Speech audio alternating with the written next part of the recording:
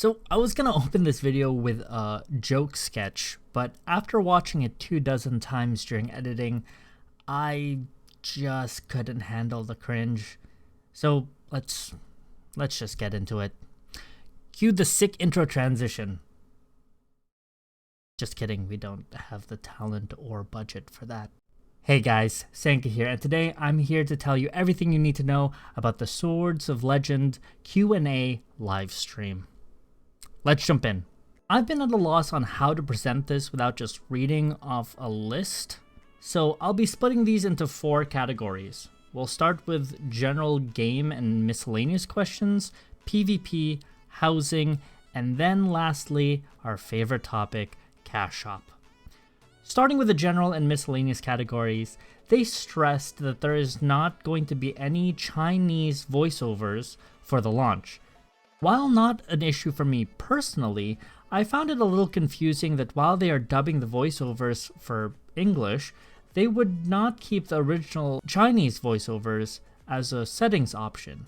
Speaking of settings, it was interesting to find out that Solo does support controller play. Partially.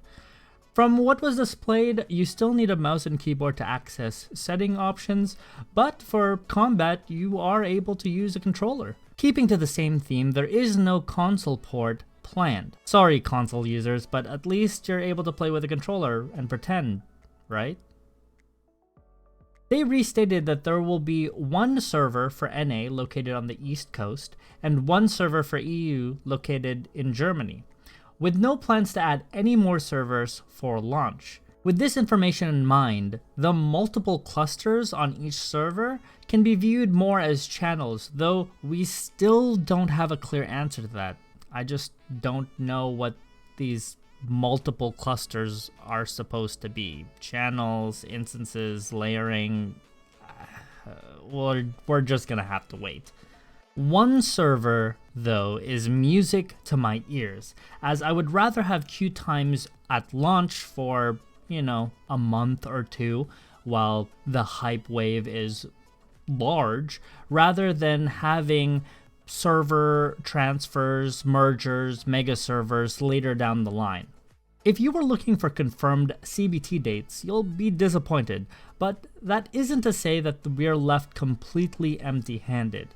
They confirmed that there will be a complete wipe after CBT, if the no head start from the Founders Pack didn't make that clear already, and they also teased a beta event that will reward beta participants with a cosmetic reward they can take with them into launch, as if you didn't need any more incentive to play already. It may or may not be a mount. Moving on to PvP, we'll keep this short and sweet cause, well, they kept it short and sweet. You can queue PvP solo or as a party, and on launch there will be no GVG or guild versus guild function available, as that will come in a first content patch.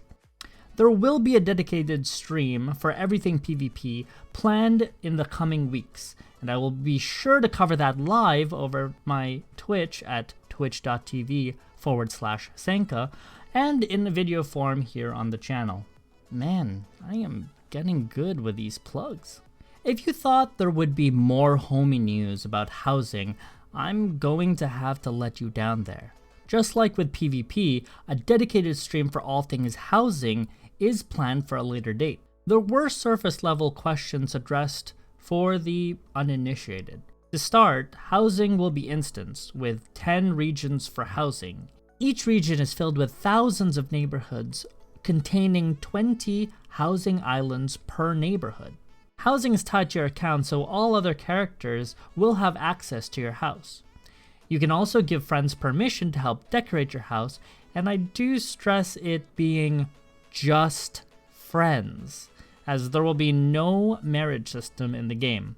There's a joke here, but honestly, I don't care enough to find it.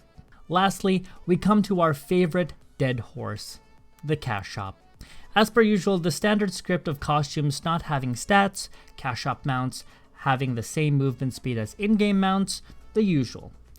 What wasn't so usual was the fact that they also stated there wasn't any pay to progress. Things like XP potions, extra entry tickets, or even bag space, things that we usually associate with Cash Shop, don't exist. Yeah, I know. Now, close your mouth. That's weird. What was truly unusual, though, was the fact that they addressed the gifting feature and clarified that it would only be available to gift friends. Yeah, I know. Now, pick your jaw off the floor. That's weird. There is a clear effort being made to mitigate and dissuade our would-be griefers. This speaks volumes, so keep it up, guys. To wrap up the Cash Shop portion, they did say that during the CBT phase, the Cash Shop will be open to players. Players who choose to purchase from the Cash Shop during the CBT will have all their Cash Shop currency refunded for launch with an extra incentive. While it wasn't stated what this incentive would be, I think it's a nice gesture of goodwill to players who support the game. And that's it.